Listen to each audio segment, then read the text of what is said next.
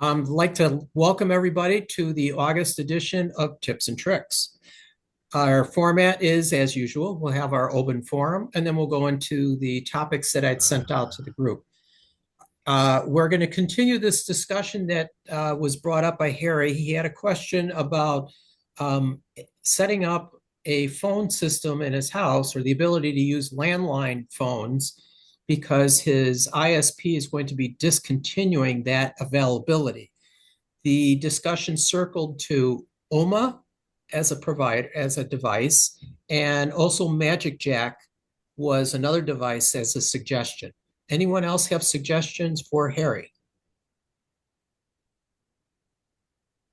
Well, that was a quick recap. Yeah, you framed it better than I did. All right, thank you to all. Appreciate it. Now, Harry, you said you used MagicJack like 20 years ago, and I remember when it first came out. And more than likely, the technology's improved, but also what has really improved is your internet connectivity. Your speeds are much greater than they were 20 years ago. 20 years, you were on DSL and dial-up and, slow 100 megabits, whatever. Now you got gigabit in your house. I think that will help a very great deal on the ability of these IP protocol type phone systems to be able to work with you. Anyone else want to comment on that? Network management has improved greatly since that time. Right. It's not just speed, not just raw speed. It's also the ability to divide up different network resources and allocate them as they are needed. Right. That is called network slicing. Which is your router and your modem are both capable of handling a lot more than they ever used to and manage it much better. And modern Wi-Fi is much better managed than the older protocols. All right, thank you very much to all. Appreciate it. Also, today you would have the option of setting up either a subnet or a separate network for the phone service. Anyone want to comment on how to do that? I'm sorry, before you get into Bob, the phone service is provided by an outside provider for that? No, what you can do is set up a separate subnet or a separate network that is just for the phones. This would be using your internet service, and you would just be basically setting up a new SSID. And some other things would be set up separately. All right, that's recommended for IoT devices anyway. So you're kind of like saying a guest network, Bob? A guest network would be good for IoT devices, but you might need more capabilities or more permissions than a guest network would provide for phone service, although I don't see why you would. It's just you would probably be using the 2.4 gigahertz spectrum instead of 5. But who's providing, the question I was actually alluding to is who's providing the telephone service, telephone number and connectivity and so on? Oh, that's provided by the VoIP vendor. Okay. Meaning your MagicJack or your Ooma?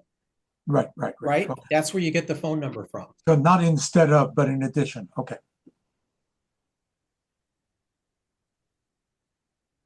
Yeah, I had to port my AT&T phone number over from AT&T to Ooma, and I think they charged me $35 to port it over because I didn't want to lose my phone number. Well, in our case, we don't really mind because we're there 4 or 5 months a year. So I wouldn't mind if it's a different number, but I'll look into it, Wayne. Thank you. Okay. So what do we got? Now Ooma is, let me pull this up so I could share the screen. Excuse me. So Ooma, that's OOMA. Yeah. Popular internet-based VoIP system. Affordable services, both home and small businesses. And let's see. Plugs into your internet router, standard home phone. Offers free US calling. Oh, that's nice. Ad blocks, robocalls. This looks like a good scenario. Yeah. Now, I haven't used it, but there's also Google Voice.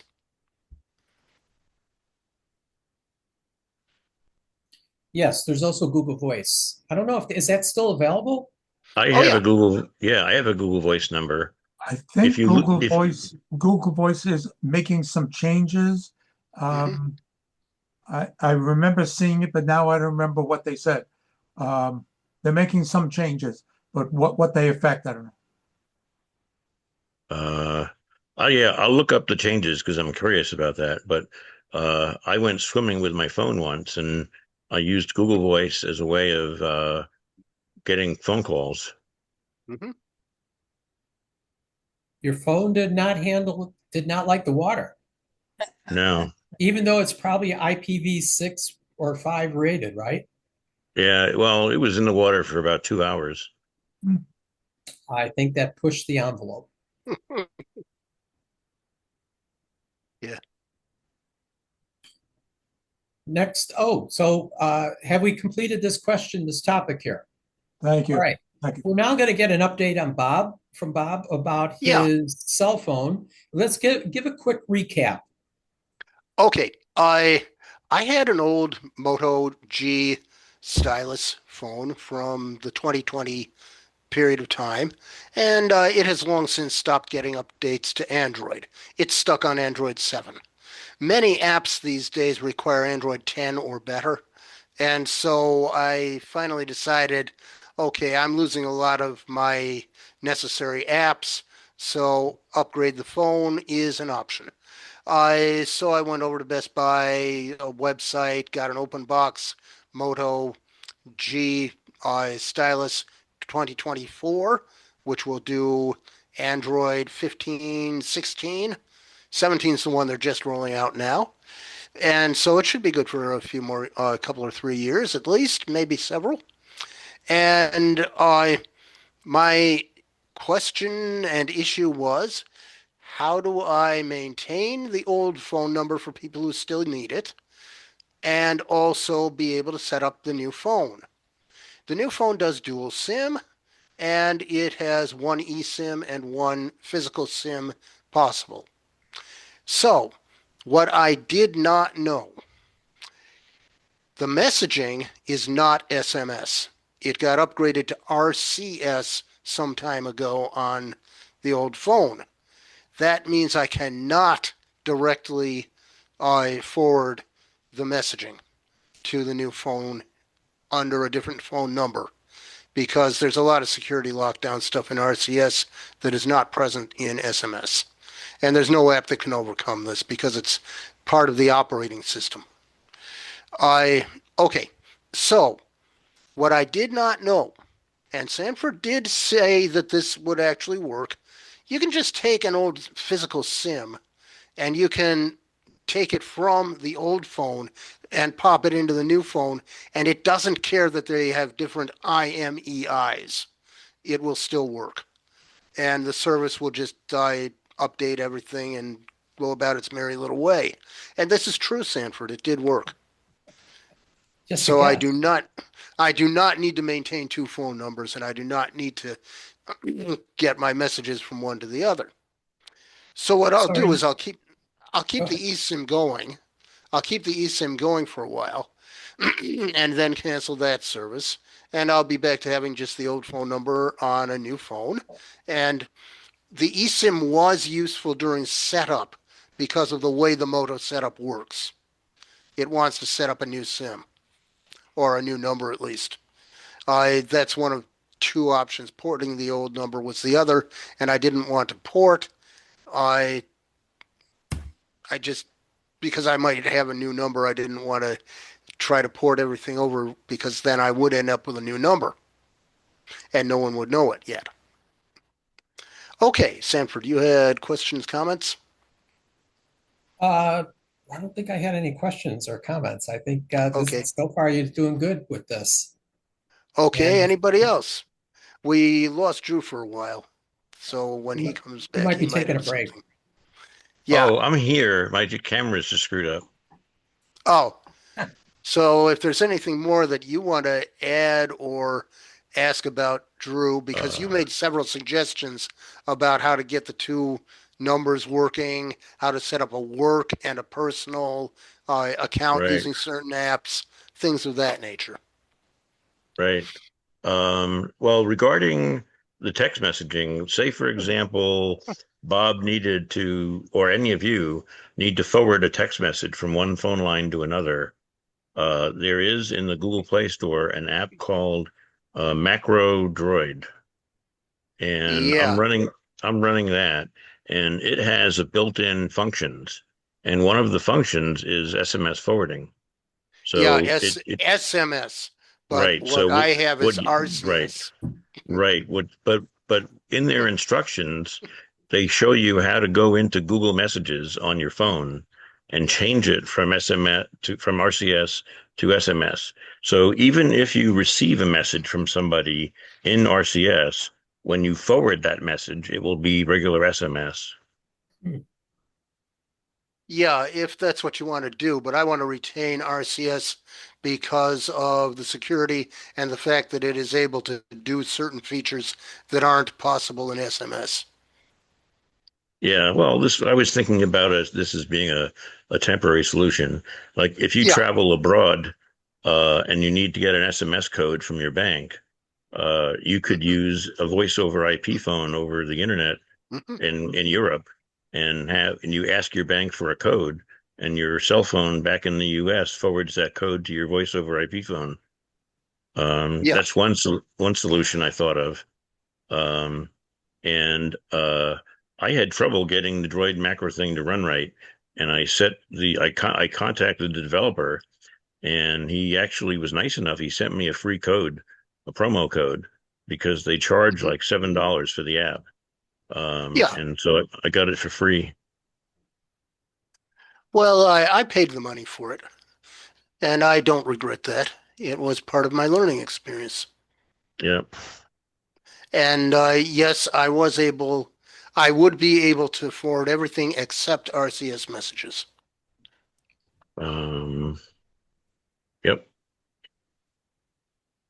And Anyone else want to comment on the subject? there was something else that Bob had mentioned. Oh, the cell phone, the personal and work profiles. This is sort of an offshoot of what he was talking about. Is by default, Android phones have a personal profile, and when you install software, if your phone is unlocked, anybody can use any of the apps. You can create a work profile and install software into the work profile that has its own separate password. And they can be different user accounts. So you can have a WhatsApp account in your personal profile and a different WhatsApp profile in your work profile. And they're completely separate from each other, so they don't interfere with each other. So, like for example, if I download software from the internet that's not in the Google Play Store, I load that first into the work profile so that it's locked in and isolated into that environment. If anything goes wrong, I can delete it without impacting my personal profile, which is the main phone. Yeah, side loading now, if you want to do it, you have to go through an application process with Google, and you have to fill out a form and wait at least 24 hours, What? and they register you. Yeah. You Well, can't just go to a they're site and hold on. You can't just go to a site, download that app, and load it in yourself. You have to Nope. get permit. Why? well, If it's side loaded, they got rid of that about 2 months ago. well, they haven't done it for everybody yet because I can still do it. Um, the they're requiring application developers. Let's say you're a third-party developer and your software is located on GitHub or F-Droid, not in the App Store. You need to, as a developer, register with Google, give them a legal government ID and home address and some money. And I know developers that are just not going to do that. And so the F-Droid store is begging people to complain to Google about it because it's going to screw up their whole store. If you're an advanced user, you can turn on developer mode and you'll be able to still install sideloaded apps. To turn on developer mode, you have to declare yourself to be a developer and you have to register. No, you don't. I have developer mode on right now. Which Android version? 16. Okay. So, yeah, I got a problem with this restriction on side loading. Case in point would be if you wanted to load in the DJI app that's used to control your drone. DJI is currently blacklisted by the government, so the only way to load the software in is to side load it. You can't get it through the App Store. You have to go directly to DJI to get the app to load it. This has been the way for a number of years for that particular app. They're no longer in the app stores. They're no longer on Apple's App Store either. So the only way to do it is this way. That being blacklisted would prevent you from being able to load it under these conditions that you kind of explained here. That they would not approve it. But now that's denying you access to a product that you already own and have rights to use. You would have to find some other way to control that drone because both Google and the U.S. government have said this is the way it is. Yeah, but I have an app. If you're a developer and you turn on developer mode, I have a program that will install. Let's say you're a developer and you're not ready to put your code in a store. You're just testing it. You have to have an ability to install your beta software on your phone. And when you enable developer options, there's a feature called Android debug mode or Android debug bridge. And that will enable you to, from your computer, you pair your phone and computer either over a cable or Wi-Fi, and then you'll be able to install. You can use the Android debug bridge to install any program. It'll completely bypass this new Google restriction. So it's not the end of the world. It's just more difficult. Huh. Has anyone run into this as being a problem for them? I don't sideload. Okay. Yeah, I have several apps that are sideloaded, and they're still auto updating from F-Droid. Yeah, I think if you've got it on already, it'll continue to update. Anyone else want to comment on this? No.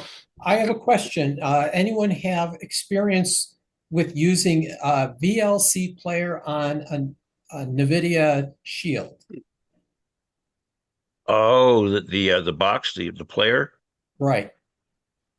I don't have an NVIDIA Shield, but I have used a VLC on my Android TV. Okay. So my NVIDIA Shield is running Android TV. And I can load in the app, but my problem is I can't get VLC to reliably access my network. It sometimes loses integration and connectivity into the network, even though it's there. Reboot, still have a problem. And the other problem I have is if I want to play a DVD on a DVD player that's attached to the NVIDIA Shield, it doesn't find the device. So I was kind of wondering if anyone had any insight on this. I don't have a DVD player plugged in, but I do statically assign my IP addresses. And on my TV, each computer in my house, that has media on it is hard-coded into VLC. as a favorite. Ah, okay. So okay, by putting in the specific IP address, you have access to that library. Yeah. Oh, you're making me work harder. Well, if you don't want to work at it, send me a ticket and I'll fly out. And for 100, Drew, really, you'd want to come up here to Illinois? for a free flight, free food, and $100 an hour. Now the condition gets worse. First it was a ticket. Now he wants food and $100 an hour. You're just making this hard, complicated. You gotta add in the per diem as well. That's right. You got a $50 a day food per diem. And the prices double after October Oh yeah. because of the weather. It's Yeah. double after this meeting ends. After this meeting. Yeah, that'd be for September. Yeah, the problems that you're running into with the NVIDIA Shield and VLC Player, no doubt, have to do with how the Shield device handles connecting out to the network. And that would be assignment of IP addresses, and it's a lot easier with static. It's static. Okay. And in your if you want to send me your email, I can send you some instructions and pictures on how to access devices that are not standard. Okay. Because I have VLC connected to a capture card, and you have to do some funky stuff to get it to open a capture device. And what you might be able to do is show VLC that your device is a certain type other than a file or there actually is an option to select disk. If in your, I'll tell you this real quick, on the media tab, the very first tab, there is an option called Open Capture Device. And if you click on Open Capture Device, the second option over is called Disk, and it defaults to DVD. And then you can browse for the player. Does VLC do Blu-rays? Yes. Okay. There is a plugin you have to put in, but yes. Ah, I need a plugin for Blu-rays. Maybe Yeah, that's for what the I need to get a plugin For the codec. for the codec. Both DVD and Blu-ray have a codec that you put into VLC player. But It's a plugin. Even if you're missing the plugin, it should find the hardware. It'll find the hardware, but it won't decode properly Right. from commercial discs. For that, you need the plugin. And it's not difficult to set up plugins. I've yet to do this on a NVIDIA Shield. I've done it on other devices, but not on the Yeah. NVIDIA Shield. I think adding plugins on an NVIDIA Shield should be just as straightforward as putting in VLC Player itself. It probably is. Just dealing with a remote control makes it a little more wonky. I have to put a keyboard and mouse on there to make it a little easier to do. But I'll figure That'd this. make it easier. Yep, that's probably what I need to do. Yeah. Oh, I just checked with Copilot. It says you can access a USB DVD drive from VLC on NVIDIA, but only after mounting the DVD with a helper app, because Android Shield OS cannot read optical discs natively. Ah, so I need a helper app. You have to install a program called MLUSB Mounter. MLUSB Mounter. That's what I needed. Okay. Thank you. I'll go and look in for that one. Next question, new direction. None. We could go into our topics that I sent out. to everybody, if you guys would like. Yep.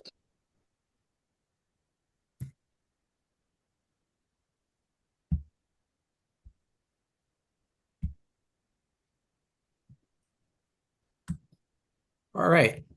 So in front of the topics was a number. Just tell me which number and we can bring up the topic. 6. 6. Okay. But before I go into our topic number 6, I'm going to give a tidbit. Down in the probably in the next one of our next meetings, I'll be discussing or bringing up the topic of using AI for genealogical work or research. And just as a teaser, I could do this at the end of the meeting, but I'm bringing it up now because it's fresh in my mind. My wife started exploring some historical information that she had obtained from her folks that was diary related, written in another language.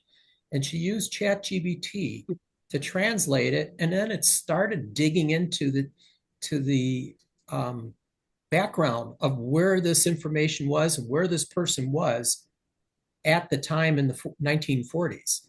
Said it's amazing what information is available at our fingertips. And I'll just leave this as a teaser.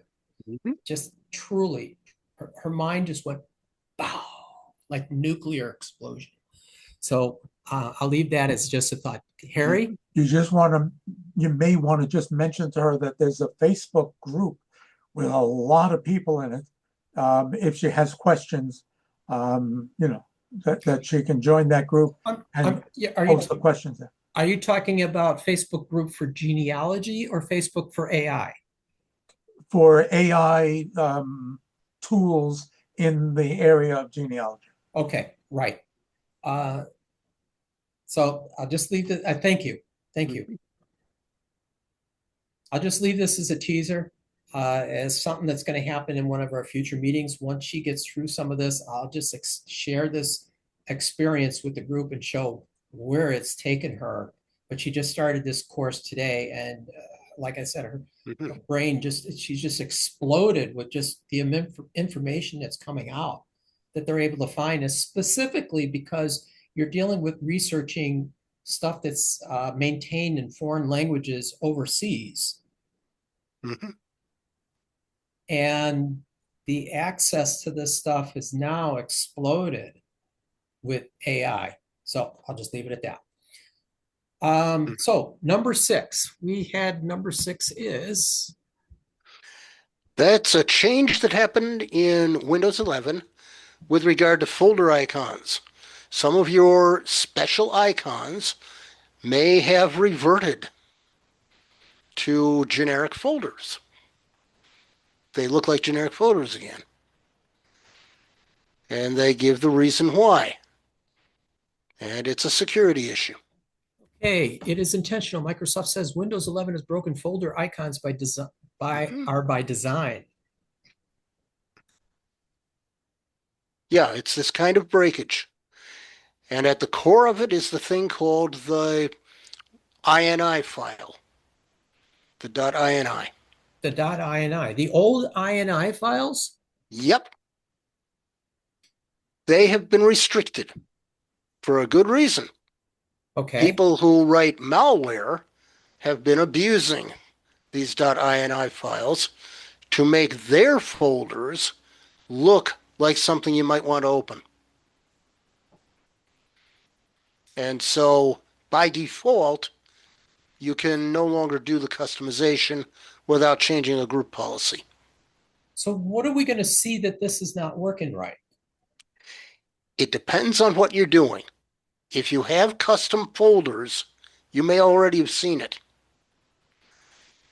And if you have custom folders that are set up in particular ways, it has probably already happened to you that these folders that were supposed to look a certain way don't look like that now. They look like ordinary generic folders. Okay, so this situation would occur if you had a folder that you put a funky icon on? Yeah. Depending on how you did it, that icon would be specified by an INI file, a .ini file. What about altering the folder's name? You can rename folders. It's okay. Yeah, but it says in this article sometimes changing the icon, altering a folder name. That might mean that the folder name in Windows does not match the display name. And this is something that also is exploited by malware. How you want to explain how that could be? How does that happen? I understand renaming a folder to, let's say, 123. In Windows, let's say the folder is ABC. Okay. But in File Explorer, you want it to display as pictures or some non-reserved name, like Bob instead of ABC. Windows knows that it's ABC, but I want it displaying as Bob. That may break because of this change. It may go back to saying ABC. That's a display name. Okay. So And that's where the guess display name does not match the system name. Okay. So let's say you had a folder that was really long named because that's the name that was given by whatever program created that file, that folder. Yeah. You know, it could be Adobe Internet, blah, blah, blah, 129 .6 whatever. And that's the name of the folder. But you don't want to call it that. You just want to call it Bob. You're allowed to rename folders and that won't be affected. Okay, but because that changes how Windows sees that folder name.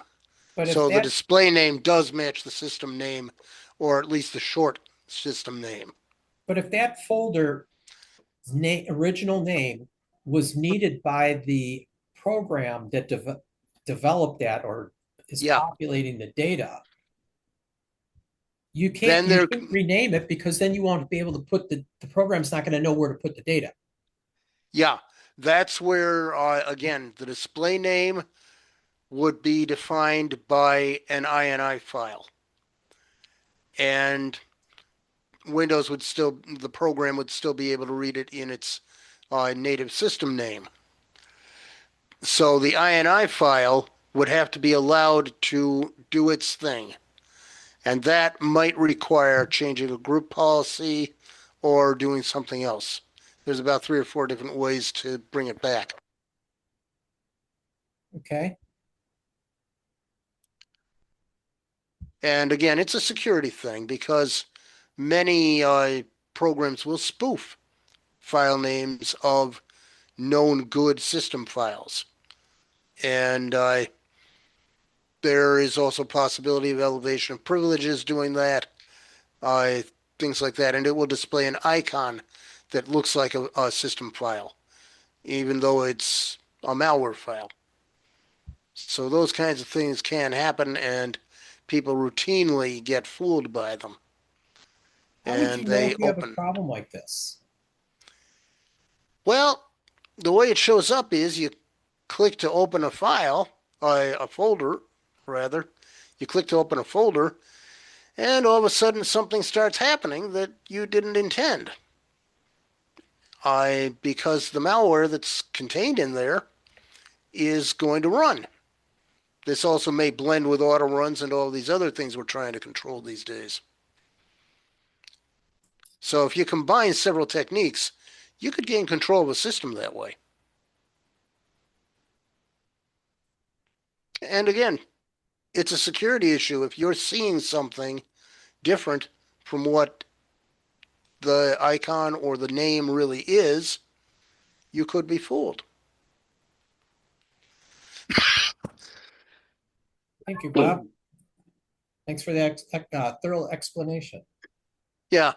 Before I read the article, I didn't understand, I didn't know that this was an attack vector, but as soon as I started reading it, it was quite obvious what was happening. Has I- anyone run into this? It's spoofing or aliasing that goes on. And the only way you'd know about it was if you knew you got infected that way. And you would probably not know. Wow. So this is Or- not something we would possibly intentionally do, but you got to be smart on how you do this. It's something that many people, especially organizations, will intentionally do. They will set up custom icons and special naming. And that's why the group policy is listed in the articles. It's for organizations in particular that want to restore the look of it. For example, you might have a company logo or something derived from your company logo that would be used to make distinct icons for some of your folders so that your internal users would know that those are the company folders and they contain all these documents that you might need to access or whatever it is. Okay. Now, I think this only applies to folders, but .ini may also be able to control other icons, like program icons or component icons, which you might also want to do if you have custom icons. I, once upon a time, used to use custom icons quite a bit for some folders, and I would change program icons. And I don't recall whether or not that set up the .ini files. I think in some cases it did. Thank you. Anyone else want to comment on this subject? No. Has anyone seen these happen to their icons? In other words, if they changed back. Right. I've not seen anything like that. Is this something you would see as you're going through Windows Explorer or File Explorer? So That's exactly where you'd see it. So if you're sifting through, are you going to just see like a broken icon, or I'm kind of looking for what's the key visual thing? Visually, it would be you'd expect a custom icon and it would look like just an ordinary folder, as though the customization had never happened. Okay. In other words, there's special icons for music, videos, documents, downloads, pictures, desktop. Those are all system icons, but there are similar things that you can pull out of the selection of icons that Windows provides you. You used to be able to download icons you could apply to folders and programs as well. And you could use those to change everything around. Okay. I don't know if you're allowed to do that very much anymore. I think that was cracked down on a long time ago. But again, it's custom icons, generally. Okay. And it's .ini files that control them. There's also Pete, an icon did that answer your cache. questions? Pete, you ran into this. You suggested this, right? I suggested this, doesn't mean I ran into it. I thought maybe you were one of the people that were perpetrating this and wanted to know if we had an insight for you. No. Okay. But like All I right. say, that kind of customization is stuff that I used to do a lot before. Modern programs usually have their own custom icons now. But it used to be you could hardly tell one from another. I agree. Oh, that's And right. I remember back in the day, I used to have programs that would or apps that were just icons. And you could load that in to create 100 different icons for whatever you wanted. But Yeah. that was back in the early Windows days, Windows 7 and earlier. 7 isn't that early for me. I go back to at least XP. Well, I'm saying earlier, I don't remember which ones maybe it was 98 that we used to have customizable Yeah. icons and pointers and stuff. Yeah, I go back to at least Millennium Edition. So that was 95. But Who anyway, has the time to sit there and go play with all your icons and rename them and change them? Yeah. well, it used to be a matter of you couldn't tell one program from another if you didn't. Right. But now everything's a lot more distinct. True. True. Although there are times I confuse one program with another based on icons. Okay, next question, new direction, or not question, but topic. Jim, you came in a little late. Did you have any questions you wanted to throw in the open forum? Jim, can you hear me? Well, Jim's off on break somewhere. I can hear you. I'm sitting here thinking of whether I want to delve into it or not. Well, we want you to delve into it. That's why you're here. Okay, so I have a question that's a result of spending about 6 weeks getting my primary Where's computer RTX? repaired and back to functional. So Macrium Reflect for doing backups. I've done a backup. I've followed Ask Leo's video and I did it and it seemed to come off okay. But in all of the goofiness that I did with the Dell online support in trying to get my PC back up, I'm a little nervous about doing a restore. And Ask Leo doesn't have a video on doing a restore. So one of the things Tim always was saying was do a backup and then you ought to test it. And I'm sort of curious as to exactly how one tests the restore if you're basically backing up everything. So if you're not just backing up your data, but if you're also backing up your applications and programs and all that kind of stuff. If I do the backup and now I do the restore, I'm sort of writing over everything that I've been using. If something goes awry, do I have to recover to my previous backup? Or is there some magic there that I don't see? Yes. Okay. First of all, the way to check that an image is restorable is to use the verify function. So you check that off whenever you're making your backup. And before you do a restore, you also verify the backup archive.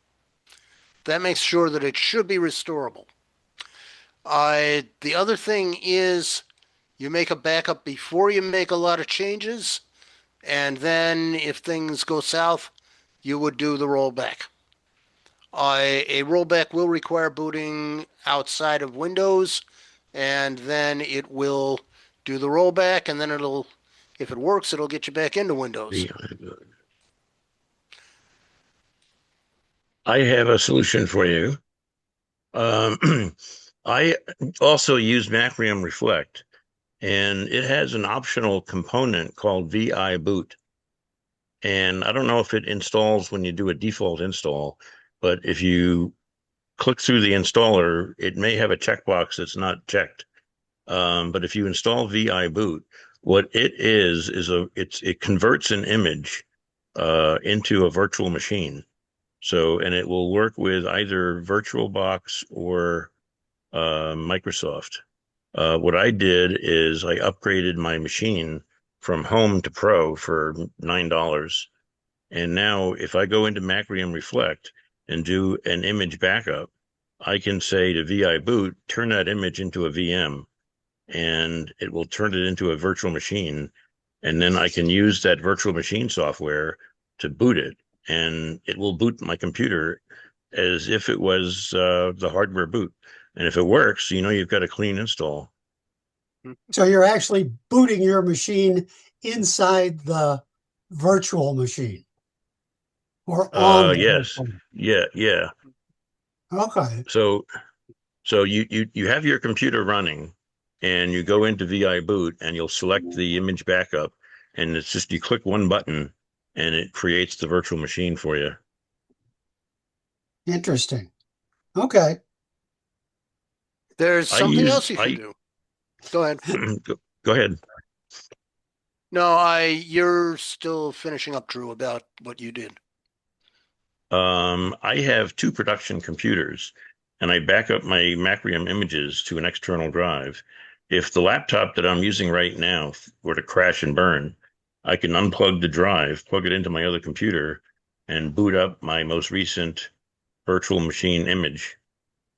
And I keep all my data in the cloud, so I don't worry about restoring data or accessing data because everything I need is in the cloud. But if I needed to run a web browser or I needed to run Thunderbird for email, those are readily usable in the virtual machine on a second computer. Interesting. Yeah, the other thing that Tim always tells you is that at least if you have the paid version with Macrium Reflect, you can go into a backup archive and see if you can restore a file or two from there. If you can restore a file or two, you've probably got a good backup. Ah, okay.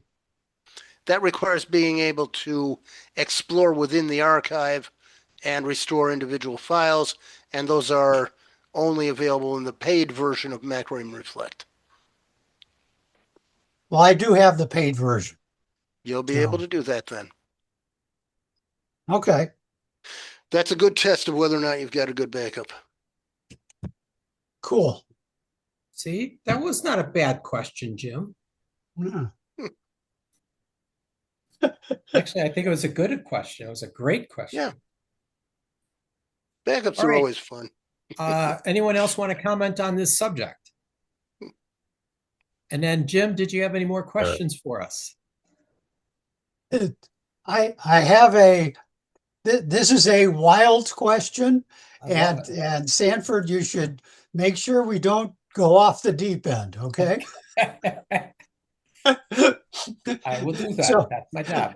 So after a thunderstorm or during a thunderstorm, my Dell small form factor machine died. It would not even go into post. And I messed around and eventually decided, all right, I'm going to call the Dell support people because I have a service contract. And they sent somebody out, and he actually replaced the motherboard. After he replaced the motherboard, the machine ran with the CPU fan at full speed all the time.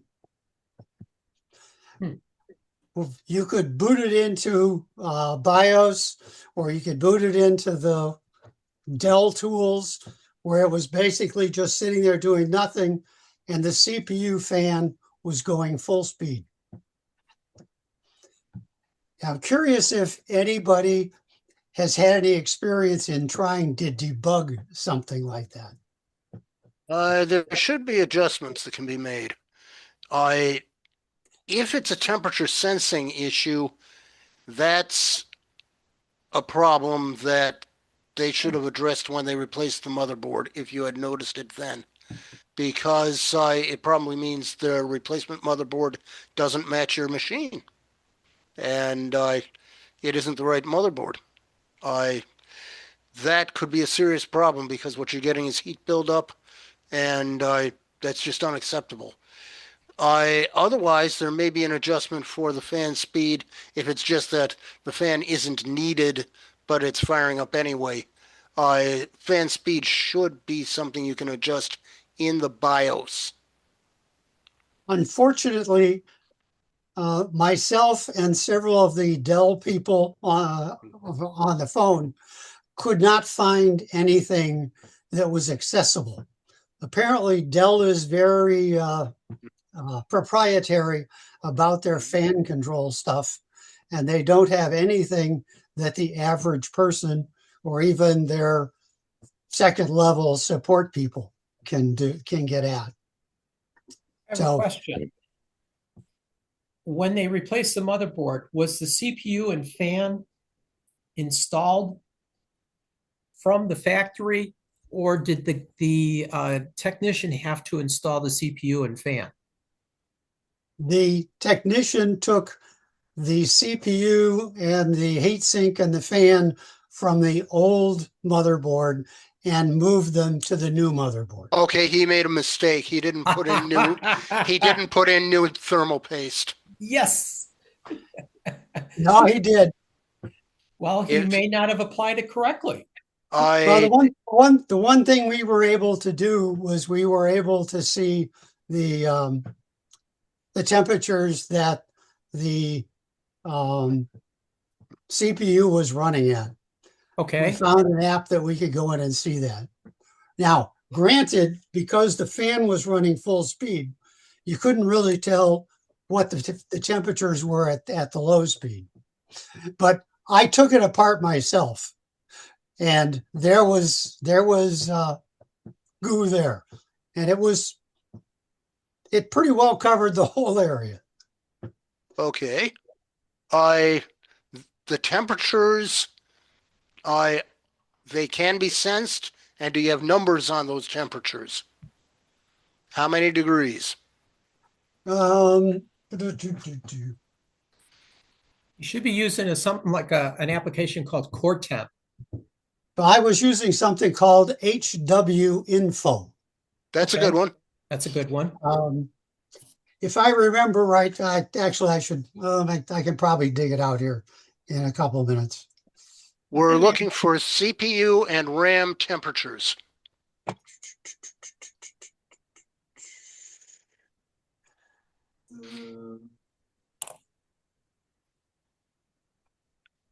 Also, if you can get SSD temperature, that's good too.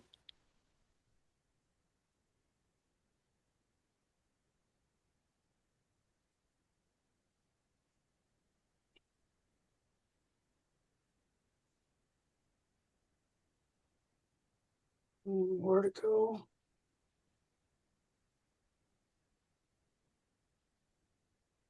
Okay, so what we're looking for are the temperatures of the CPU, the RAM, and the SSD if you have one.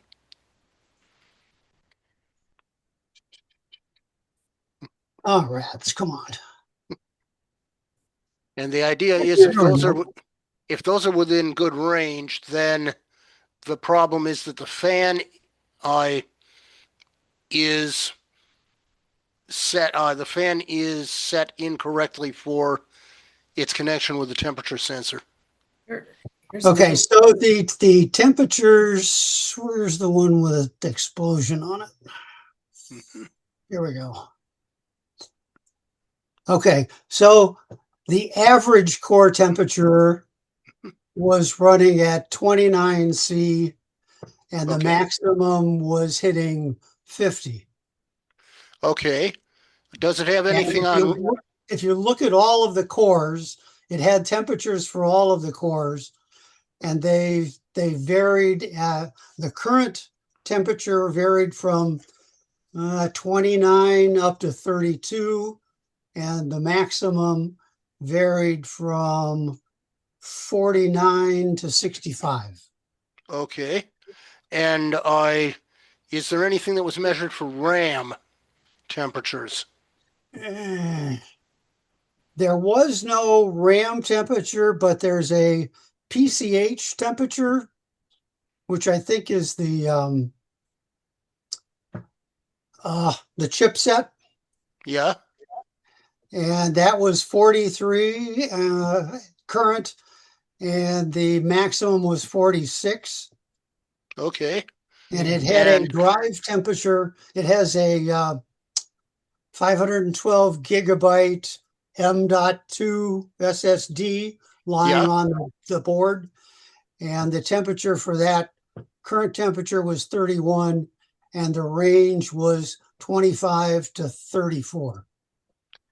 Yeah, those are not out of range at all, which means the fan should not be running fast. Correct. That means whatever sets that fan speed needs to be adjusted. And if it's something you can't adjust, that BIOS is not good for that board. Have them come back and repair it. Well, I wound up sending the computer in to the Dell people, Okay. and they replaced the motherboard again, and it works fine. Oh, So I think what it was, Dell has this embedded controller on the motherboard, and Yep. I think it was something to do with the embedded controller. Yep. so here's two things that come to mind to me. Is one is a remote possibility the guy plugged the fan, CPU fan, into the wrong spot on the pinouts on the motherboard. He maybe could have put it on a different one that didn't control the CPU fan, it controlled another fan. That's just a random thought. But my other question is, when Dell replaced the motherboard CPU and CPU, why didn't the OS balk at them? Wait a minute, say that again? Well, this is kind of a question to the group, is why did when they replaced the core components and then you booted up the machine, why didn't Windows say your installation's not valid? Because the CPU is tied into the ID on the CPU is tied into the motherboard, is registered with the software. That's like with the TPMs. We haven't asked, did the technician have to reactivate Windows? I'll bet he did. I'm not sure. There were a couple of things that he did, boom, boom, boom, and I wasn't able to track. Okay. He didn't replace the CPU. He took the CPU that was associated with my service number or whatever you call it. Mhm. And so the only part he replaced was the motherboard. Got it. Well, it sounds like you got the end solution, but you had to jump through hoops to get there. Mhm. Yeah, it was a painful 4 to 6 weeks. And is this the reference you said about using Macrium Reflect because you had to reload everything on there, or you just wanted to verify your backups were good? Well, I had a lot of learning experiences during this process. One of them was, don't ever go all through tax season without doing a really good backup and make sure it works. The second one was, if your surge protectors are more than 3 years old or have gone through a number of thunderstorms, replace them. Yes. And not with the cheap ones. And absolutely correct with this one. That one is 100%. And the other one was to basically practice this process of doing the rebuild and or of doing the backup and the restore. So Jim, I got a question. Is your cul-de-sac that you're on over there, is it a lightning rod or something? I cannot figure this out. And I'll tell you the rest of it, that same thunderstorm that night, Fran Sass next door had to have her Astound internet stuff replaced. She had to have her furnace and her heat or her air conditioner repaired. Wow. So now, as far as I can tell, nobody else on the court had any damage. Maybe it's Fran. I think it's these 2 huge oak trees she has in her backyard. Okay. I think they just suck. If it isn't real lightning, it's at least some kind of huge discharge or something. Because her house got struck, what was it, 4 years ago? 3 years ago, I 3 years think. ago. Now, I know that you can put this all through on your homeowner's insurance too. That's interesting. When Well, I- except my problem is my deductible on my homeowner's insurance is like $1,000. So Yeah, like many of us in order to, but I will add that when I was in Naperville and my house got struck twice, and maybe it's living in Naperville that happens, because now it I think sounds it's like belonging Fran's to house this club. I'm twice. not sure. I did wind up putting through an insurance claim because I had similar things where it blew out TV, computers, routers, blah, blah, blah, and what it did, it just wreaked havoc. When lightning gets into your house, it really can wreak havoc on all kinds of stuff. Yeah. Yeah, and Oh, there's only so far you can go with whole house surge protectors and lightning arresters. yeah, that's true. So I have a question to pose to the group in this subject. Are you better off to use a UPS system or surge suppressors? Or They the serve same? different functions. Okay. A UPS is so you can safely shut down equipment while an event has occurred. A surge suppressor stops the initial event if you're lucky. But doesn't a UPS absorb a spike if it comes in before it releases the juice to the computer? They almost universally do have surge arresters. Okay. A lot of the UPSs convert the AC from the line coming in to DC to charge the batteries, and then have an inverter on the outside of the battery to change it back to whatever line voltage you're trying to do. So it actually acts as a super surge suppressor, because the spike has got to go through the battery system totally. And this is the technique that I've been using on my real important computers, is mainly like my server or something like that I will have it on a UPS, because the UPS will absorb any of the spikes that come through as good as a surge suppressor, if not better. Yeah. But the GMOs that are actually doing the suppression at the beginning, they can only take X number of hits before they go bad and just let everything through. That's right. That's right. So if you're in a lightning prone situation, or you had a light pole fall over and it had arcs to ground for a half an hour, the GMOs won't do anything, because that happened to me in Harvard, and I lost the refrigerator. Huh.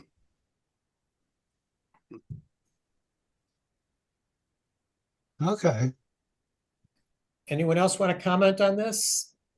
How to be prepared for electrical issues? The only other thing I'll say is almost every UPS unit needs to be replaced every 5 years, and batteries, if you have replaceable batteries, only last 2 to 3 years. Okay. So you should plan for that.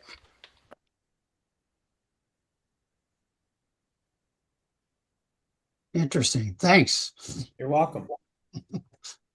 Okay, looking for the next topic in our stuff that I sent out.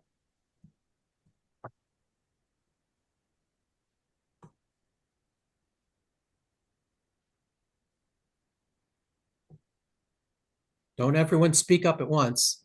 Has anybody been bothered by the Windows 11 right-click menus?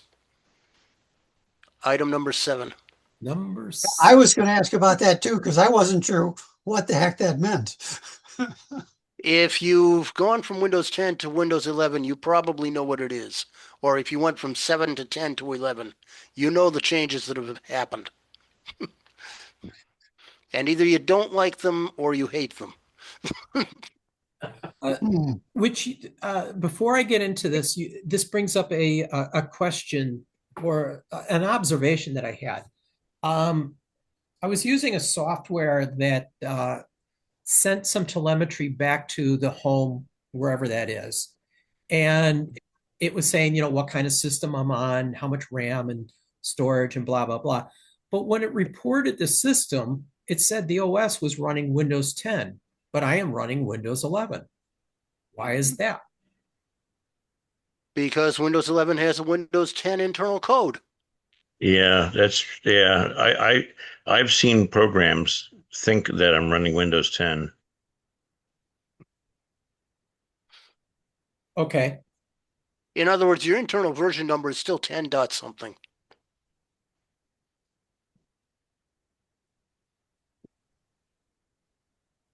And so if you got a brand new machine that says Windows 11, you bought it with Windows 11, it's going to then report Windows 11.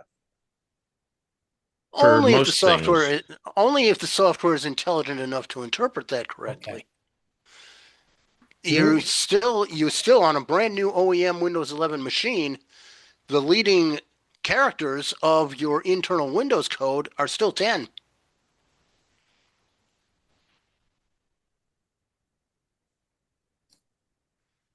It's just that it's 10 dot something that has to be a Windows 11 code. So in other words, they need to do more than just a 2-digit reading for their telemetry. Okay. So no, I'm not surprised. Oh, I'm not surprised that it detects Windows 10. you know what? It says here in Copilot, Windows 11 intentionally reports itself as Windows 10 in several APIs, registry values, and layers. It's not a bug, it's by design. And the Windows 11 still identifies as Windows 10 because Microsoft kept the Windows 10 kernel version for compatibility. Yep. Okay. That's why. It's not a bug, it's a feature. Okay. So now we're going to go back to this real subject that we brought up about The right-click Windows. menu. Yes, the right-click menu. And we could see on this one explosion here that's in this section here, how messy that is. Look at all the junk that they put in there.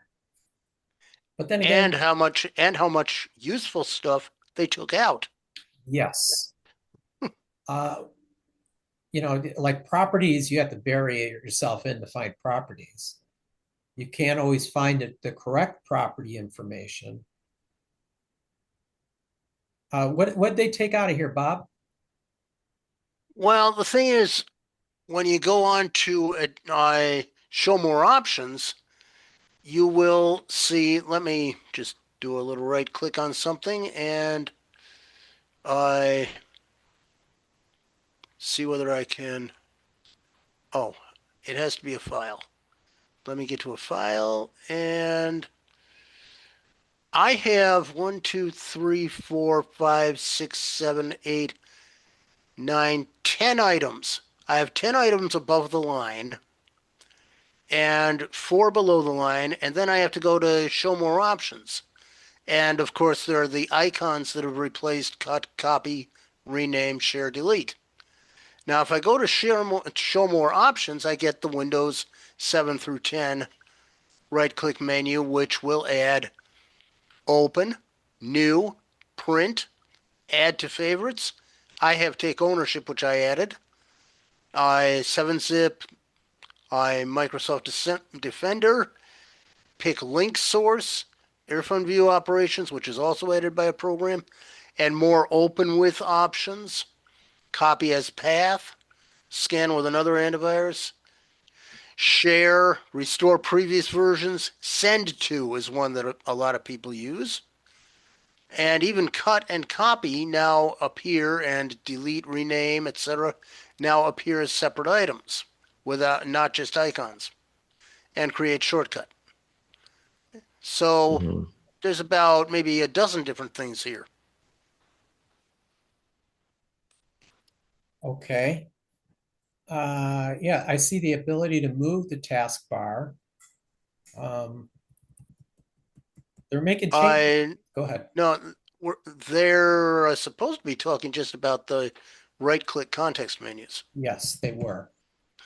I think they were That other segueing into something else. that More other thing had to customization do with something else. text.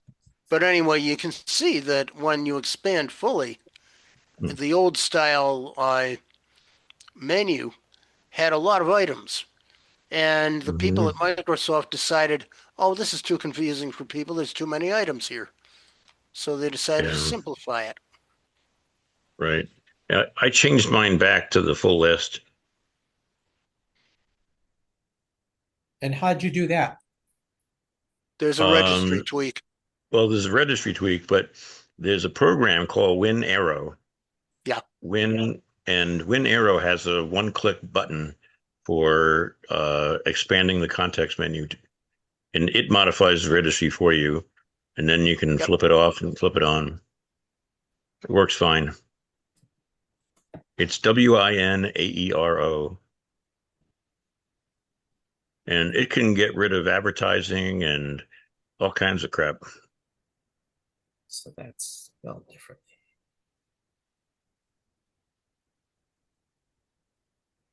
Okay, hold on. Let me share this screen. You can see that.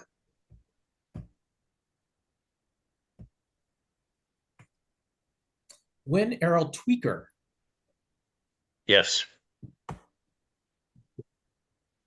Yeah, you can tweak just about anything you want to in Windows with that. Don't go crazy because you may do something that'll break your system.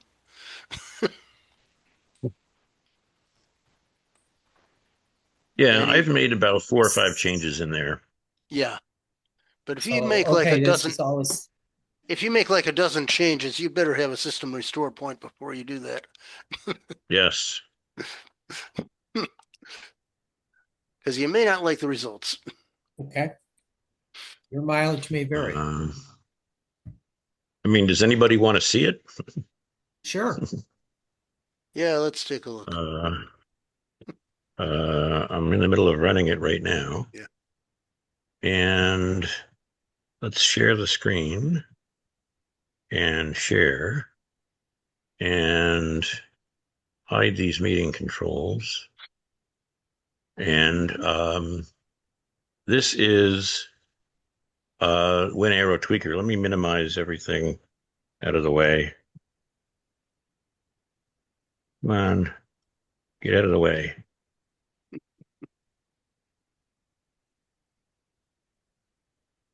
I'll do it manually then. Windows didn't want to shrink everything. As you can see, I've got a lot of windows open. Whoops. Anyway, this is WinAero Tweaker. I'll maximize it. And you basically, there's categories on the left, and I'll zoom in a little bit. So you can say classic full context windows, and you just go here and hit this checkbox, and it enables classic full context menus. That's all you have to do. You can colorize the taskbar. You can disable Copilot. You can change startup sounds and appearance. You can change scroll bars, all kinds of disable app lookup in the store, disable download blocking, disable automatic maintenance, disable driver updates if you want to. And it's got all kinds of stuff. Boot and login, auto repair at boot. By the way, auto repair at boot, I think it's another topic, and it's something we all ought to familiarize ourselves with. That is a new feature in Windows, the automatic repair.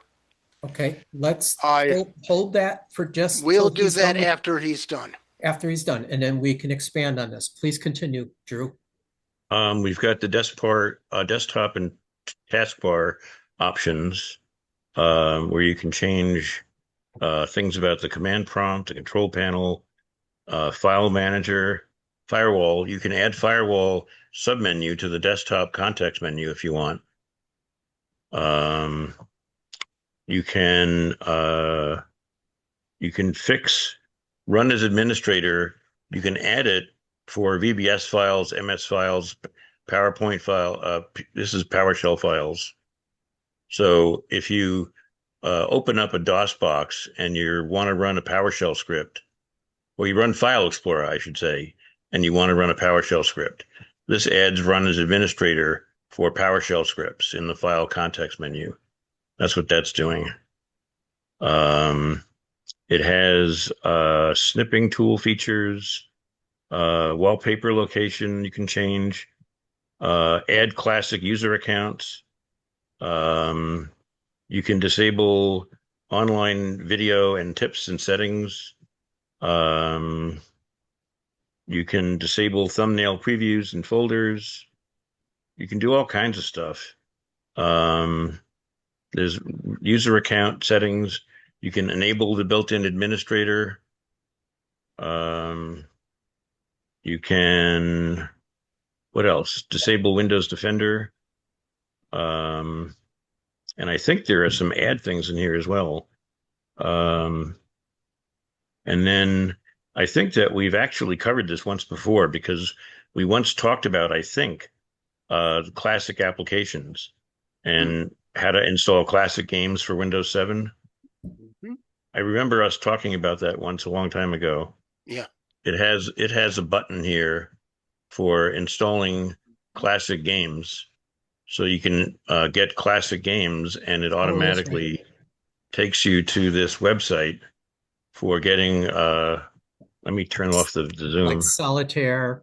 Yeah, it's got Solitaire and Hearts and Minesweeper and yeah, it's got all of the old-fashioned games. Out. Yeah. And then you can choose which games you want to load. But WinAero Tweaker, this is just one thing that WinAero Tweaker does. WinAero Tweaker does all of these changes, and they're completely reversible. So anyway, that's what WinAero Tweaker does. And I will stop the share. Thank you, Drew. Yeah, that's good stuff. There's lots of customizations, and I'm sure if you load it, you'd probably find 2 or 3 that are interesting for you.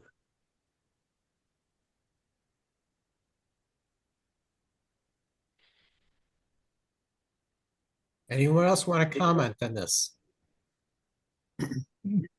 No. Donna, we see that you're a late arrival. Did you happen to have any questions you'd like to throw at the group for us? You missed open forum. I know I missed everything, but I have no questions. Okay. I just the time just slipped by. I forgot. Yeah, no explanation needed. We just wanted to give you the opportunity to pose a question to the group. Oh, I will share this. Yes. You know, I have Starlink.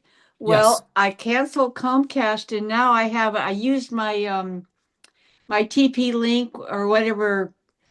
It's what is it, Ken? Router modem. Anyway, I had it so the signal would go all over my house. I went ahead and attached it to the Starlink in the motorhome, and now I get the signal all over. So I don't have to add another carrier to have downstairs get internet or TV or anything. It all works off of the mobile Starlink. Oh, wow. Because I added that TP Link, you know, this extender, but it's better than extender. There's another word for it, Drew. Right. Oh, the mesh?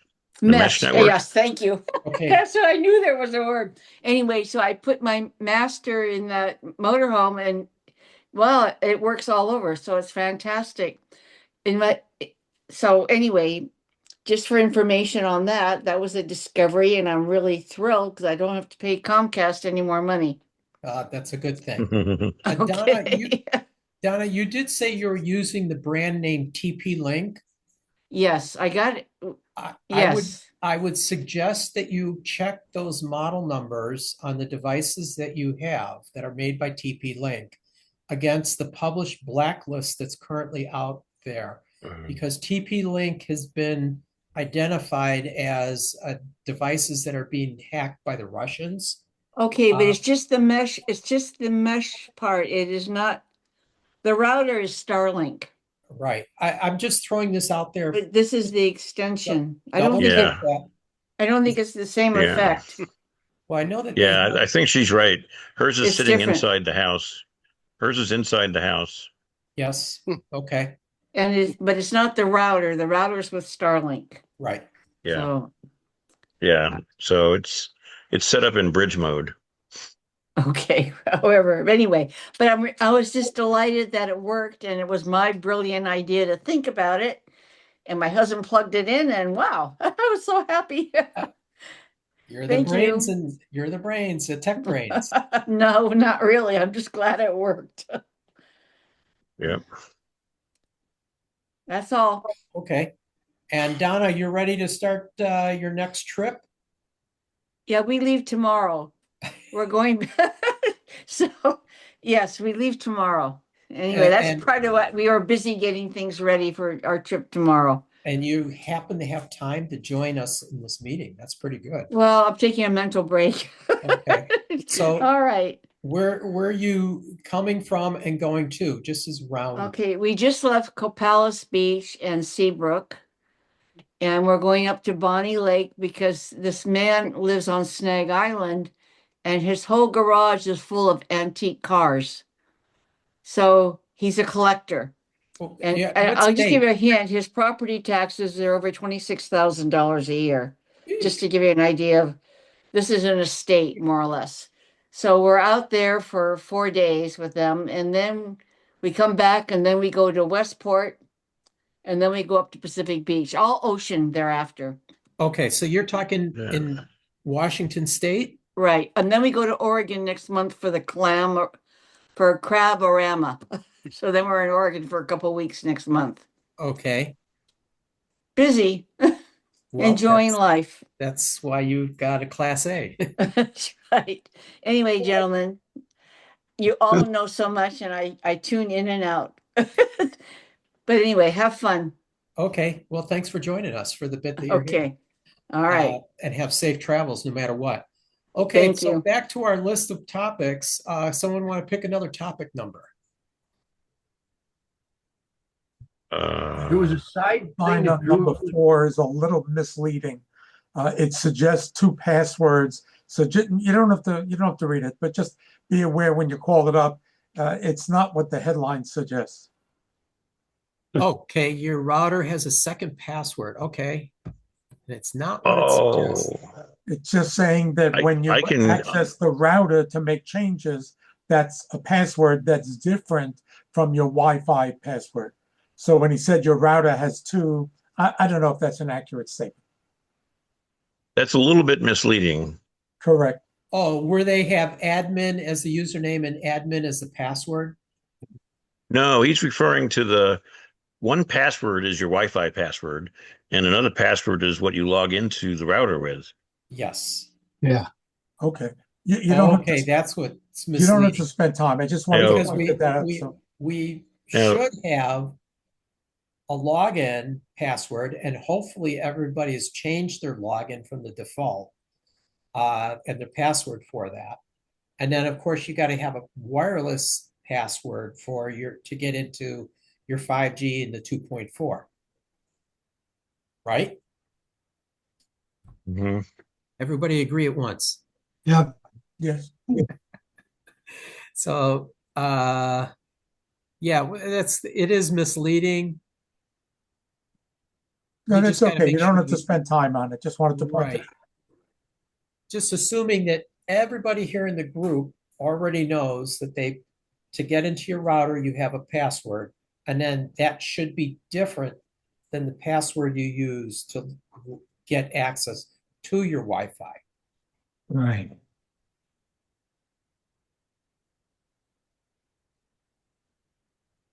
Okay, well, that was a quick one.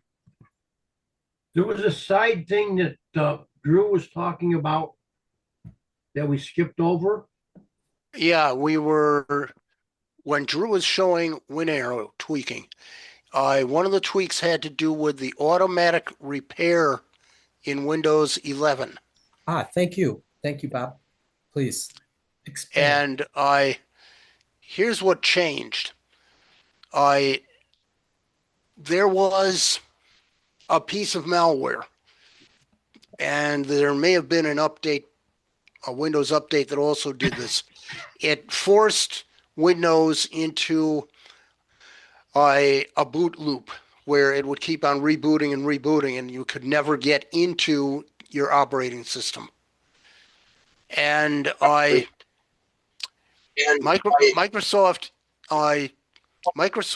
added. Somebody's got feedback. Jim does.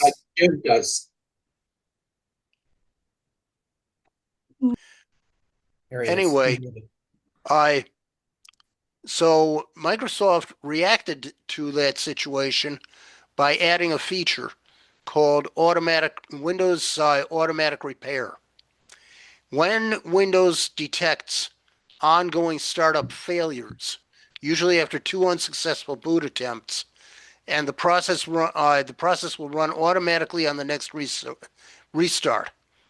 It could be triggered by corrupted boot records, abrupt shutdowns, secure boot issues, BitLocker related issues, or update failures.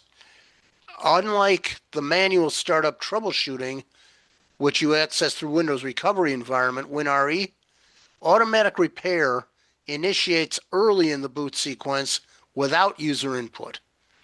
It performs diagnostic checks on boot configuration data, registry, and critical system files, and then attempts to fix issues automatically. It uses artificial intelligence, and it reaches out to the cloud early in the boot process. So automatic repair operates at a low system level, interacting directly with key startup components. And then the article I'm looking into goes into some more details about it. If automatic repair can't resolve the issue, it redirects you to the WinRE Advanced Options menu, where you have tools like System Restore, Reset the PC, or Safe Mode. However, it may override manual recovery options temporarily when critical boot components, like the boot configuration data or the system registry, are corrupted. It's not enabled by default at the present time for home and pro users, but it is enabled for some business users. So then you can, there is a method to activate it, and there are ways of stopping it if it is active. Mine is not active on my Windows 11. And you can edit the registry to enable or disable it.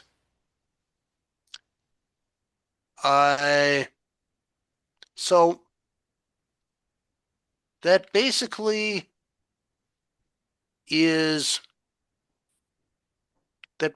what it is, and it does differ from the traditional recovery options. You can still end up with a boot loop after disabling the automatic repair, and then you can force entry into the WinRE environment, which is the recovery environment, by interrupting the boot process 3 times, holding down the power button to force the shutdown when you see the Windows logo, and you do that 3 times. After the 3rd restart, you'll be presented with the traditional recovery options. So the idea is this provides a way to automatically recover from a situation where Windows won't boot, and it's being pushed more onto home users than pro and business users. Pro and business users usually will not want this enabled on most of their machines because it does introduce problems, security issues. You're talking about something that activates early in the boot sequence and is reaching out to the internet to grab stuff. In a business environment, you might not want that for security reasons. But as a home user, it may be worth it for you because you don't have any other option other than maybe reinstalling Windows to get back into a bootable condition. Pete? Yeah. So WinAero Tweaker will activate that. It can activate that for you if your edition of Windows supports it, So which we're Windows looking at 11 Windows will. 11. We're looking at Windows 11. Yeah. And my better half on her machine, a little bit older machine, it's got boot issues all that pop up a lot for some reason. That's a different issue. This is an issue where something in an update or something that I got onto your machine suddenly puts you in a position where your machine is rebooting constantly, and you can never boot into Windows. That just popped up, and we got it. She got it running again, and we just did a complete backup of all her files. Because I'm in the process of thinking, do we need to replace that machine or not because it's so old?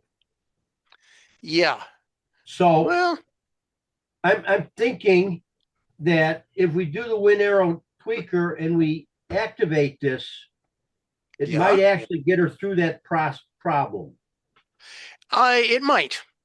On the other hand, you'll probably have more success on that machine being an older install by running the various commands that are involved in DISM and SFC scan now, and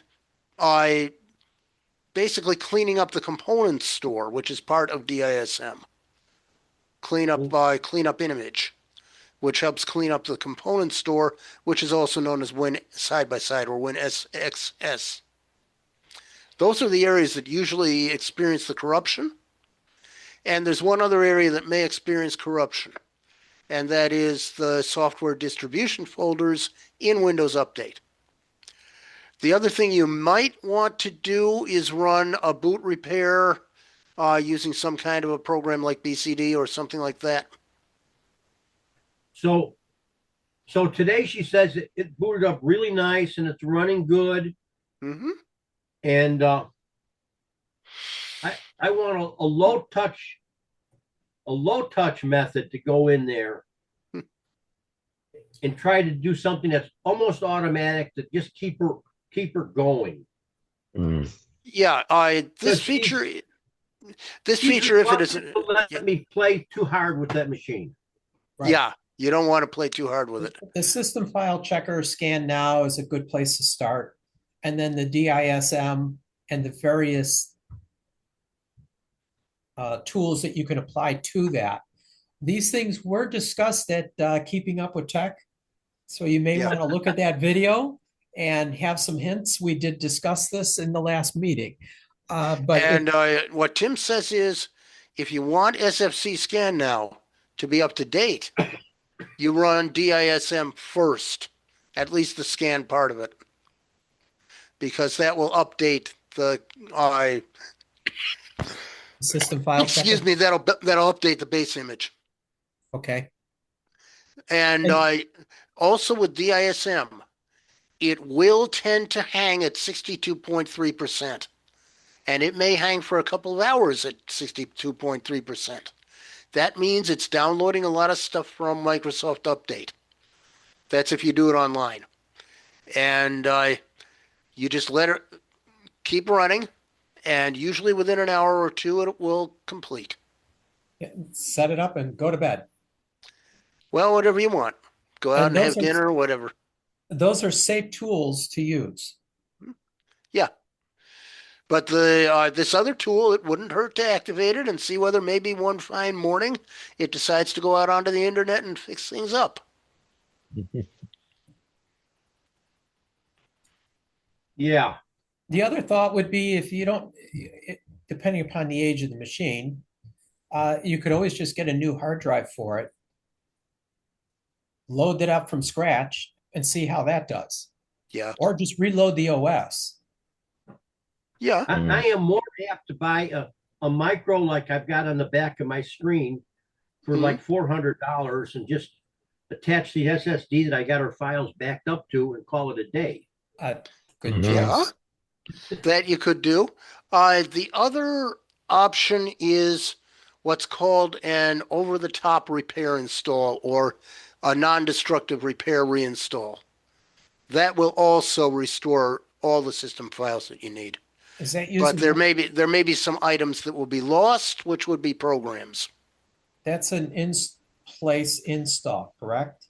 Yeah, it's also known as an over-the-top reinstall. It's keep your files and reinstall. Okay, keep your files. Reinstall Windows, but keep your files. But Yeah. you'll probably have to reinstall some of your apps, if not many of them. A lot of them. A lot of them. A lot of them. Yeah. A lot of them. I don't Yeah. think she's got a lot of apps, but it's more her passwords and her shortcuts through to eBay and stuff like that that are more important. The picture files are the big ones. Passwords and shortcuts and things of that sort, you would have to back up separately, or if she has a password manager or something that does that, back up the vault. Because those are things that won't necessarily come back. Yeah. So those are some options. She spent all of yesterday getting all her photos and all her documents and everything else off onto the SSD. All right. Because it came up and I just said, we've got the SSD, make a file, Margaret, a folder, Margaret, and just put everything on it in documents, in photos, and videos, in whatever, the old backup, hard backup. Yeah. But the other thing that needs to be backed up are passwords, any kind of activation codes or things that are needed to make software work, anything else of that nature. I think she keeps hard copies of those. I'll make sure. Yep. You know what you can do is go to a website called Dell Arc Advisor. Yeah. Oh, I'm familiar with that. It will scan your computer and print out a list of every software program, every license key. It gives you a very solid inventory of everything that's on the computer. Yeah, the only thing it will not back up that you will want are passwords. Right. And it does, I don't think it, you may be able to actually make a copy of the file of what it finds with Dell Arc Advisor. Where are your passwords? As a PDF. Yeah, you can export it. Right. Yeah, it comes up in a web browser, and then you can just save it as a PDF. Yeah, that'll work. Where are your passwords saved? That's the problem. They aren't saved in a particular place unless they are saved in your browser or unless you use a password manager. Okay, so if they're saved in your browser, where would they be saved? If they're saved in your browser, they're just a file called passwords, and it's usually just a database. Okay. It might be an SQLite. It might be something else. It might be a JSON. Yeah. You'll have two separate. You'll have a new file for every browser you use. Correct. Unless you imported or exported and merged the SOPs. Right. Is that something you can export, or you just copy it and then recopy it back in on the new install? It can be exported and imported. If it's in a browser and it's like Google or IE or it's on the web. True. No. It follows with the username. Oh, you mean if you're syncing your browsers? If you're syncing your browsers, it'll be online in either your Microsoft account or your Google account. Okay, Drew, Syncing is a more reliable way. Yeah. syncing is a more reliable way. Yeah, and I think Firefox also has a way to do that. Yes, Firefox has an account that you can sync to. So all your browsers should have all that. Keeping your bookmarks and settings across. No, I don't know if Margaret Know syncs, about but I know I sync because I've got machines all over the heck. All right. All right. I heard Donna. Anyone else on this topic? Settings. All right, shall we pick another one from my list? All right. Document. The word export doesn't show up in settings in Chrome. You can do it though. Yeah. I don't know how, but I would sync. Yeah. There is item number 10, which some of us have run into repeatedly. Windows hasn't properly shut down when you click shut down since 2012.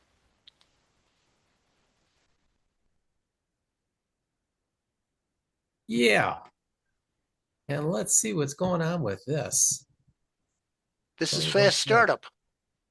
Right. Particular file only exists when hibernation is enabled. Hibernation is not always enabled on all machines, though.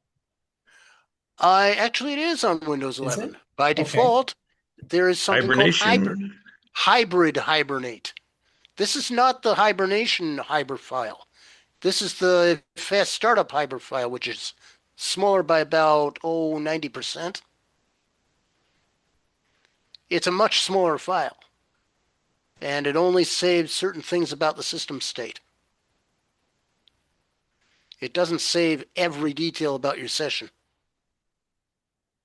So you won't be able to start exactly from where you left off. So And this is what why is people going on think- when you're doing a shutdown now? Okay, what happens is the system state is certain things about it are copied to this small hyber file.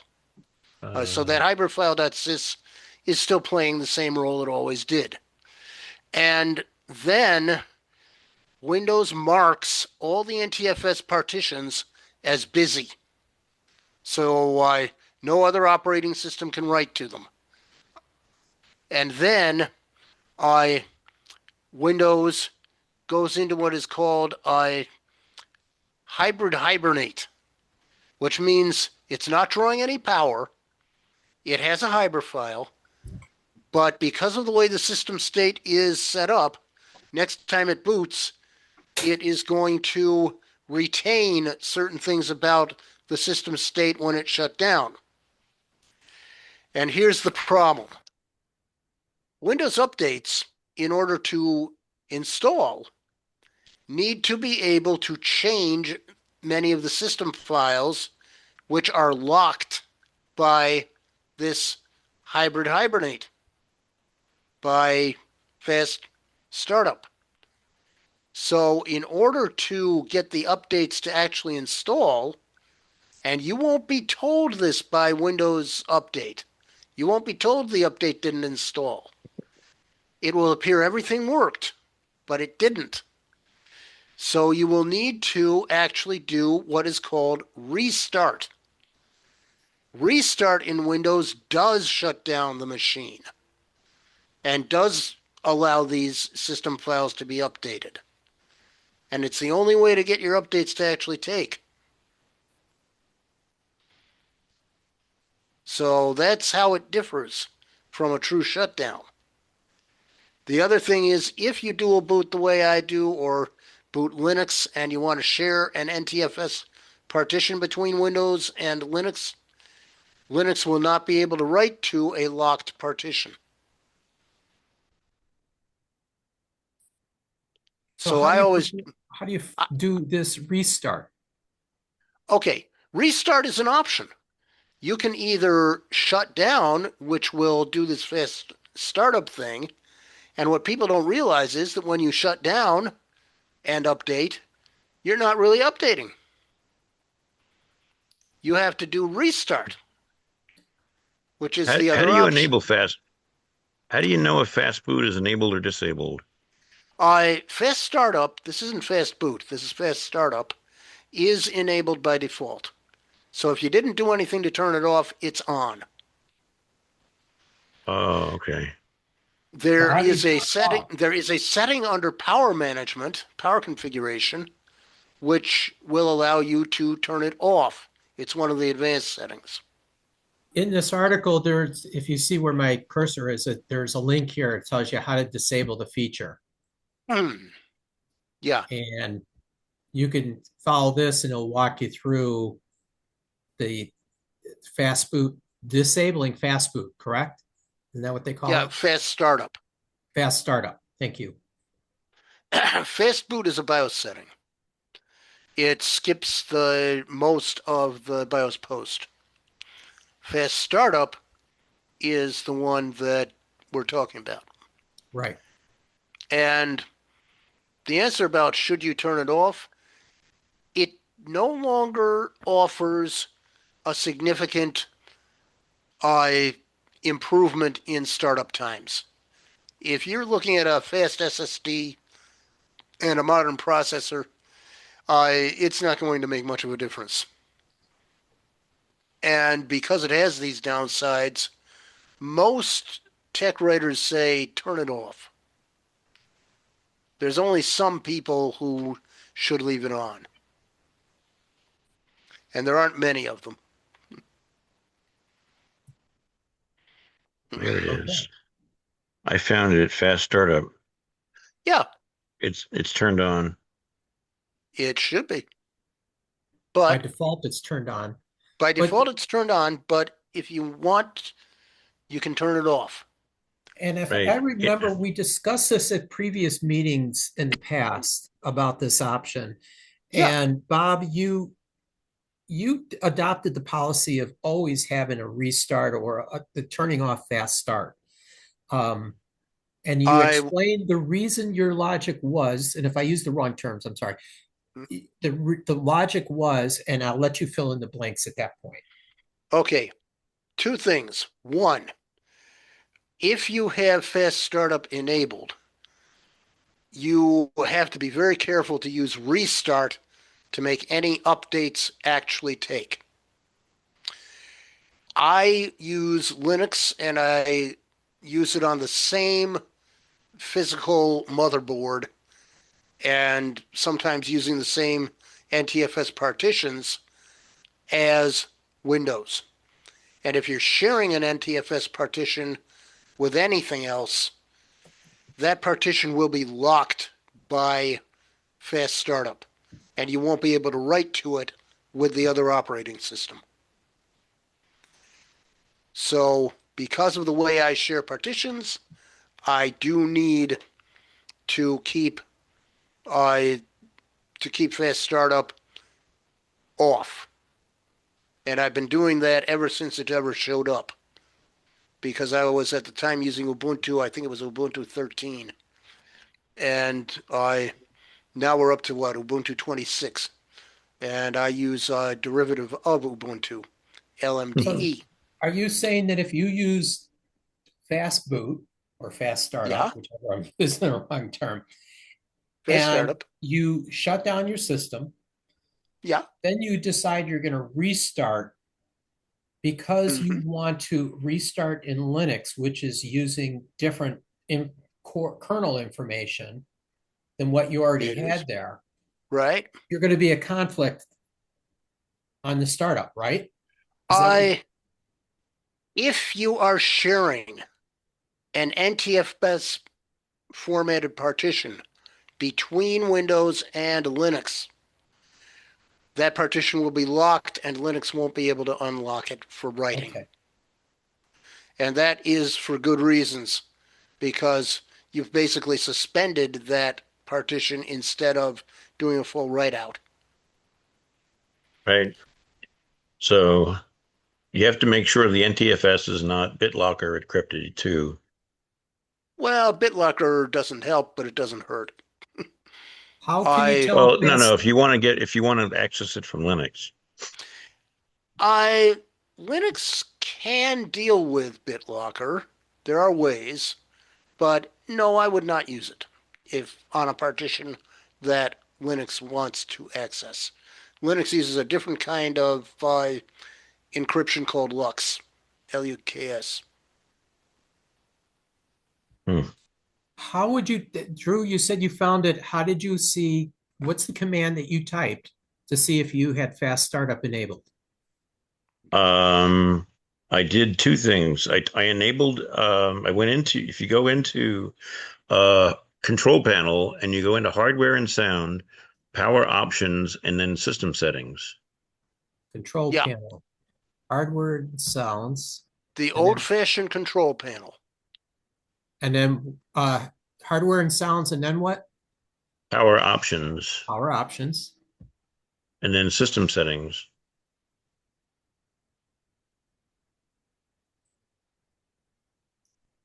I have choose a custom power plan. Yeah, you have to get into the advanced part of I think it is custom power plan.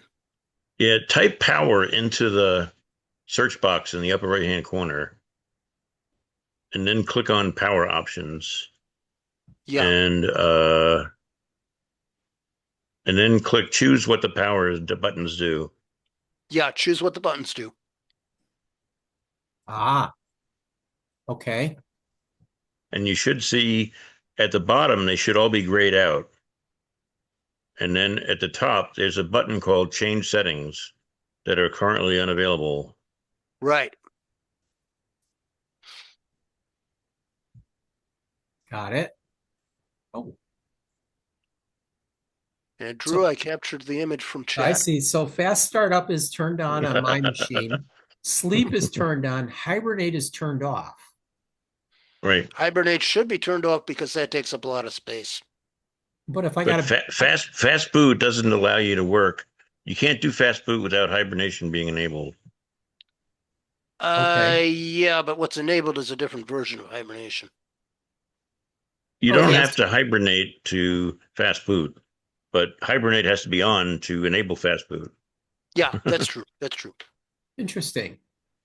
Are we talking, wait, fast boot or fast startup? Fast startup.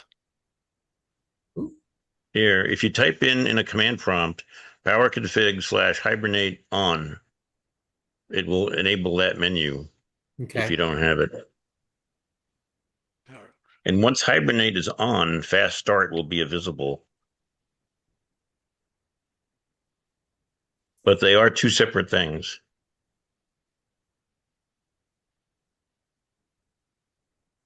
All right. Thank you. Edit power plan. Change advanced power settings. No. It is edit plan settings. All right. Let's go with, that isn't going to do it. Let's go up. There we are.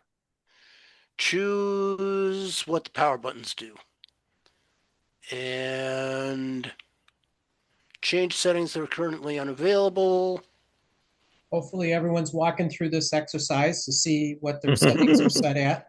And I would recommend that you look at this on any of your other machines that you use, specifically laptops or portable devices. Those have different configuration settings than a desktop would.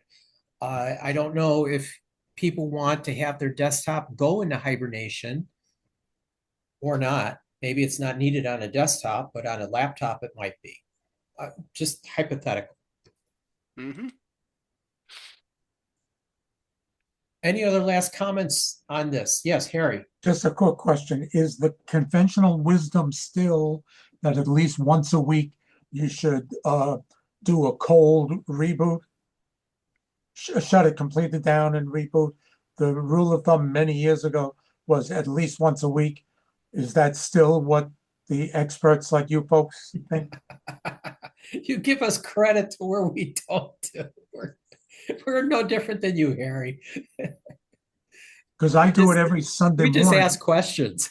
I do it every Sunday morning. My grandson laughs at me, and you know, and that's okay. But I'm curious what you folks think. Anyone want to comment on that? Well, one Oh, thing here is it is. if your power buttons are going into hibernate and you get fast start, you're not really doing a cold start. Mhm. Shutting it down. You don't shut it if your power buttons like they were showing just now. If it says to hibernate with the power button, you're not It's really not. shutting. You're not really shutting it down. That's what the article is saying. Yeah, the remedy for that, if you have fast startup on, if it's enabled, the remedy is to use restart. Restart does fully shut down, does apply all updates, and then will fully restart you. So it's the restart on your power off, not the shutdown. And I don't think we gave Harry the answer to the question he was looking for. How often should you do that? Right.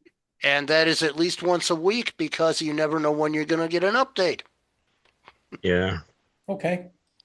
For some people, they leave their machines on 24/7 and maybe reboot them every couple of months. Yeah, What will happen there is there will be an automatic restart if there's an update. And you can only put that off a certain amount of time. Okay.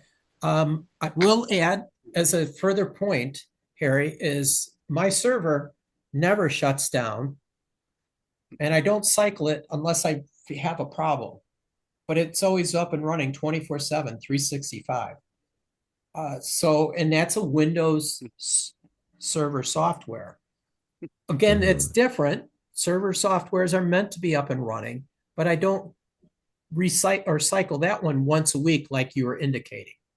If I may go into real history, Yep. I had a Windows 95 machine running a test chamber that never rebooted for 3 years. No blue screens, no nothing, but no hardware changes either. That was back in the day. That was back in the day. Is there a conclusion you drew? That was something you did. Was that advisable, or you're just pointing it out? I had no choice back then, because it was running a conditioning chamber that ran 24/7 doing tests. And that was the obligation of that equipment at that time, that scenario. But that's different than today, because that's But Windows 95 versus Windows 11. A user's desktop. Yeah. Right. Okay, any more last questions or comments on this subject? If not, I will stop the recording. And Bert, are you waving at me? I can't hear you, Bert. We Sorry still about can't hear that. you. There you go. We were talking about closing comments Yes. at meetings, so I wanted to do that.